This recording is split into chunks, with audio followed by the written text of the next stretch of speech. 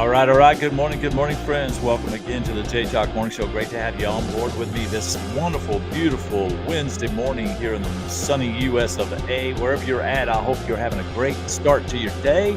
Whether it's at the beginning, the middle, or the end of your day, let's make it a great day, okay, before the day ends. And so we're going to kick off with some talk about the creative ways to solve your problems. And are you being creative in these ways? So let's go ahead and get that started. Let's get started with our Java in the morning with Jay. Here's to you. All right, my friends. Good morning. God bless each and every single one of you. Glad to have you back on board with the J Talk Morning Show. And today we're going to talk about the 5 ways that you can be more creative in your problem-solving skills. Let's see. Is that up there? That's not the one I wanted up there. There we go. Okay. All right. So your problem-solving skills, you got to be more creative. You got to be more creative, and we're going to make this a good one here today. I think it's really going to be something that if you have issues, you got concerns, you're like, okay, how do I figure this out? Sometimes you just got to get outside your own head. You got to get out of your head, step back, take a look at it, then reapproach the problem. So there's a lot of different ways to solve problems, a lot of different methods, a lot of different tools, and we've got different tools that I use that I've incorporated from my past experience as a soldier and in retail management and men's ministry. So what are some ways that we can start doing that? We've all got those brain cramps sometimes. We think, okay, what do I need to do to solve this problem? And maybe it's not a problem.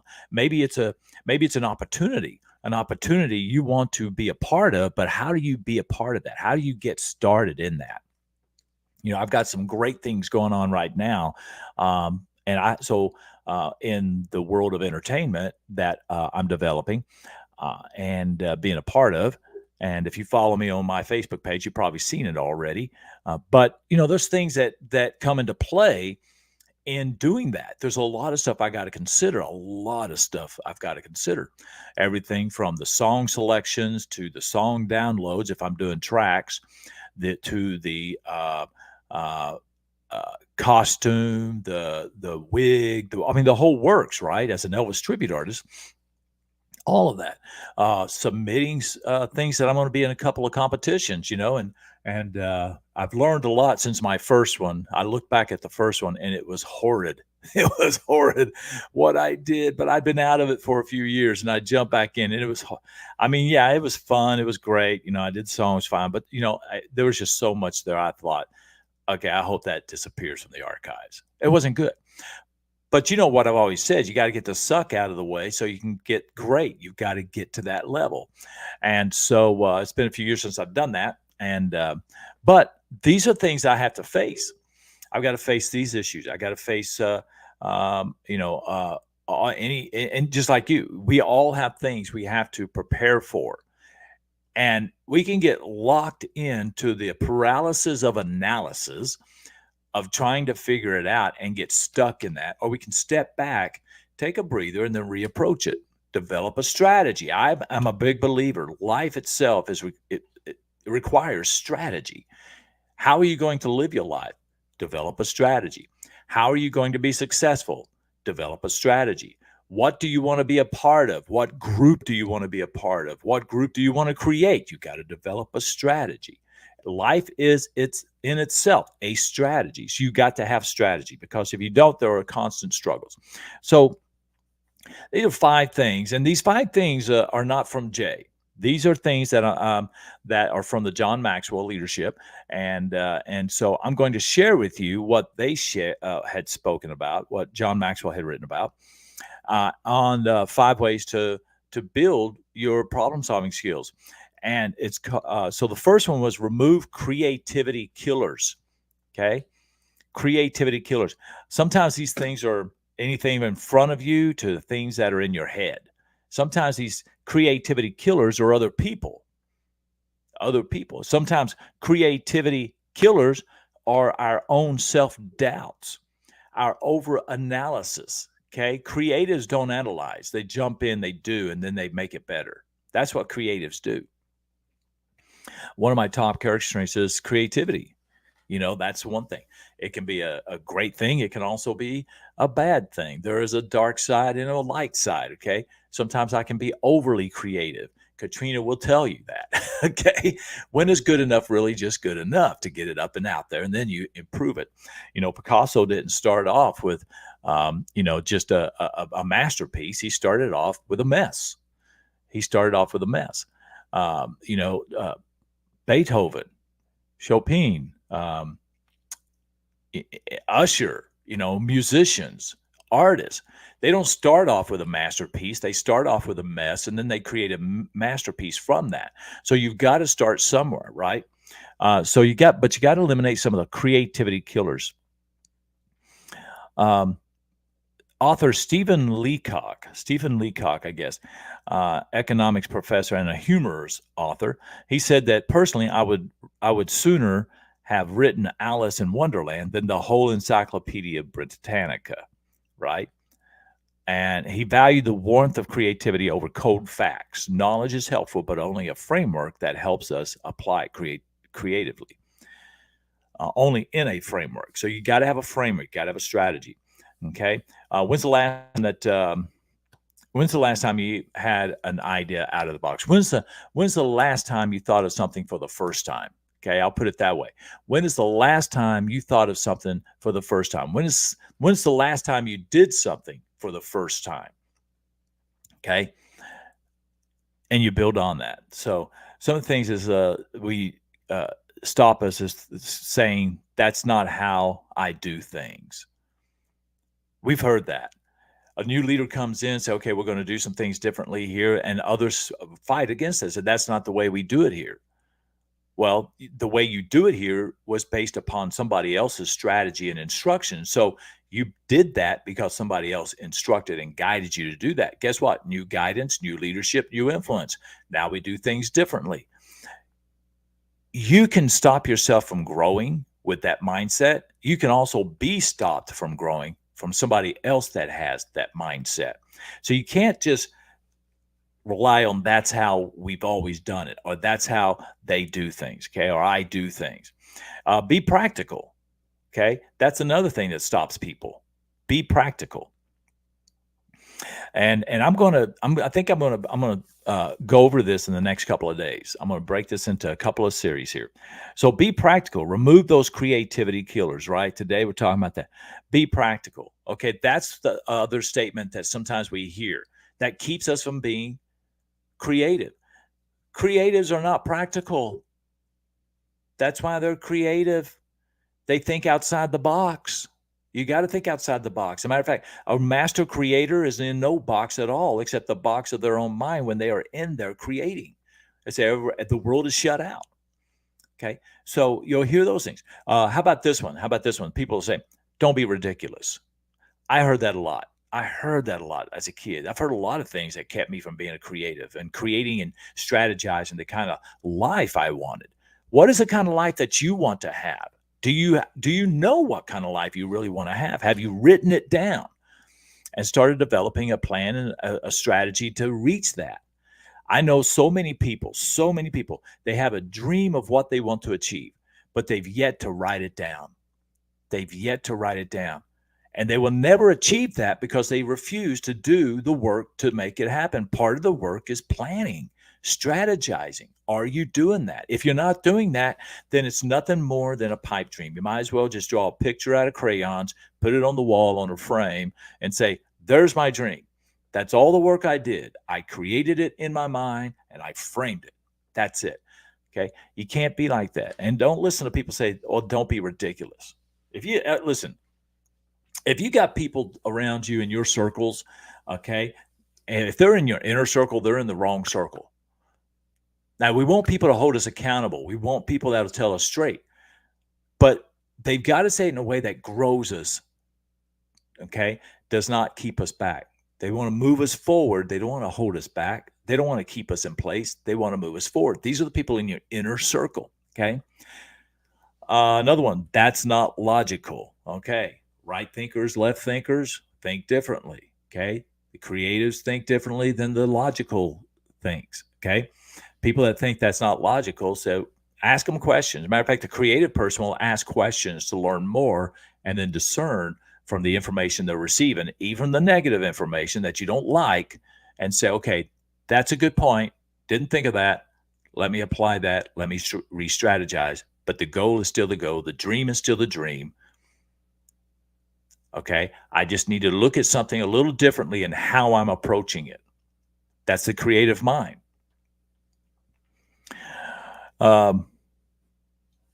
Here's a big one. I think we get wrapped around in what other people think about us. I'm guilty of this. I have done that. I think we are guilty of being so concerned about what other people think about us that we don't actually step out there and live into our true self. Be who it is we are designed to be. Be who it is who we desire to be. Do the things that we want to do. These things. This is what some people say. What would he or she say if we did it this way? What would they say if I did it this way? What would they say if I decided I wanted to get back into entertainment? What would they say at my age that I want to go and compete? What will they say? You got to learn it. That thought comes in your mind. You got to let that go. The last time I competed, I'll never forget. Some parts I want to forget, but many parts I'm so blessed and so grateful for. Okay. The part I want to forget is the way I presented myself. To be quite honest with you. Thank goodness for video. I could go back and research and look at that and say, okay, I wish I would have said or done or not said or not done something differently. But the wonderful thing I loved about that is I had the opportunity to speak into some of the lives of younger entertainers, and there's one young man I remember, and I hope to see him again. He was backstage, anxious, nervous, worried, and he had a good setup, good gig, good, outstanding jumpsuit. He looked good, but he's so anxious and nervous because he's looking at everybody else around him. He's comparing himself to them. He's comparing himself to them. He's comparing himself to the champions. You can't do that. And so I had a chance to put on my coaching hat, if you will, and just kind of encourage him and ask him questions, and let him know that, listen, you hear that roar out there on the stage? You hear that? I want you to imagine in your brain, they are excited to see you. And when you step on that stage, you own that stage. The rest of us, we're supporting cast members. We're supporting, you've got to get that kind of thought and that attitude in your mind when you step on the stage, that they are there to see you. They are excited to see you. And when you know that, you'll show that. Okay. When you know that, you'll show that. Sometimes we got to lie to ourselves to believe it. And that lie can become the truth. They weren't there to see him specifically. Matter of fact, they were there to see some of their favorites. And there's many Elvis fans. Let me tell you something. Elvis fans have just grown incredibly. But there are so many Elvis fans that are fans of specific Elvis tribute artists. I've got a lot that I just admire greatly. Okay? They're there to see them. But you can't get that in your head. What you got to do is get in your head, they are there to see me. I own this stage. Everybody else is my cast member. Now, you don't carry that attitude around you, okay? It does not work well with you. I can promise you that. And it will show up too. That attitude will show up. But you've got to think that way. You got to step out there and be that, okay? And so you got to not think about what other people are saying about you. Don't worry what they say. Chances are they're not thinking or saying anything about you anyway. 90% of the time, they're not thinking of you or saying anything about you. You're doing it to yourself, so you got to stop that. Okay, moving on to wrap it up. It's too much work. That's another thing that stops us, too much work, okay? If we look at the grand scale of things, yeah, it probably is a lot of work. One piece at a time, my friends, one piece at a time. I tried that before. Well, great. What did you learn? What did you learn? If you tried that before, What did you learn that didn't work, and how can you make it work now? Innovate, innovate, innovate. And I've never tried that before. That's the other one. Before anything ever, before I used to say this, before anybody did anything, everybody did nothing. Before anybody did anything, everybody did nothing. Another thing I say that goes along with that, before any of us knew anything, all of us knew nothing. Before any of us knew anything, all of us knew nothing. Okay? So I've never tried that before. Fantastic. When would now be a great time to try that? If it's in your heart, you want to do it, jump out there and do it. So remove those creativity killers. I'm going to go back and maybe edit some of this stuff on the text. I don't know, but for tomorrow, we're going to continue this discussion on the ways to develop being more creative and developing your problem solving skills. Okay. So this is the first one. We're going to kick off the second one tomorrow morning. And there are 5 here, and they all stem from John Maxwell, what I've learned from John Maxwell. And as I elaborate on his lessons as well. Okay. So real quick, let's get up here and look at the comments. Al, my good brother, Al. Thank you, Al. Good to see you. So great to see you. Great to be on the call with you the other day too. My goodness, it was long overdue. Long overdue. Good strategy is. I got my text in front of me. The key. I started saying the way. Strategy is the way. The key. It is. It's all about strategy. There's a box. John says there's a box. Yeah, we find ourselves in boxes sometimes. Okay. Catherine says, I'm very guilty of that. Catherine, I don't know which one of those you are guilty of, but I can promise you we're all guilty of. It's not just you. We're all guilty of that. But now that we know we're guilty of something, now we can do something. Because when you have an awareness, you just admitted right here to the whole world, you're guilty of that, whatever that was. Now you have an awareness. Now you've got to do something about that. Develop your strategy, take action. Take action. And John Fleck, one more time, I tell my daughters all the time that it's none of their business what other people think of them. Amen, brother. Amen. Hey, listen, I want everybody to take a cue off of John's lesson that he teaches his daughters. It's not their business what other people think of them. I love what I heard Les Brown say one time. He said basically the same thing. He said, what other people think of you is none of your business. What other people think of you is none of your business. We make it our business and then we struggle with it. So don't do that. Stop it. Stop it now. And then Catherine explaining, caring what people think. Yeah, Catherine, I'm sorry. Yeah, I got that right the first time. For some reason, I thought I said Karen. No, it's caring what people think. Yeah, we're all guilty of that. We got to stop that. The older you get, the less that matters. Trust me, I know. I used to worry about that when I was younger. It got a little better, and then I get older, and I don't really care what people think because people probably aren't thinking about me. And those that are, if it's negative, I don't want to know about it. And if it's positive, hey, tell me more. Tell me more. All right, my friends.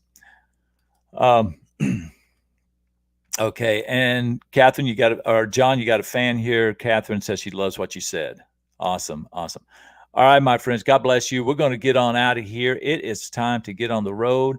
I've got exciting things I need to do today in preparation for the upcoming competitions and show and an amazing opportunity in Kansas City I'll be doing next week. So be a little tricky doing the morning talk on that day, next Thursday. But we'll see you again tomorrow morning right here on the J Talk Morning Show. And we're going to continue this discussion on being more creative and developing your problem-solving skills. All right, my friends, until next time, God bless you. We'll see you tomorrow. Remember, get up, get out, and get at it. Let's do this.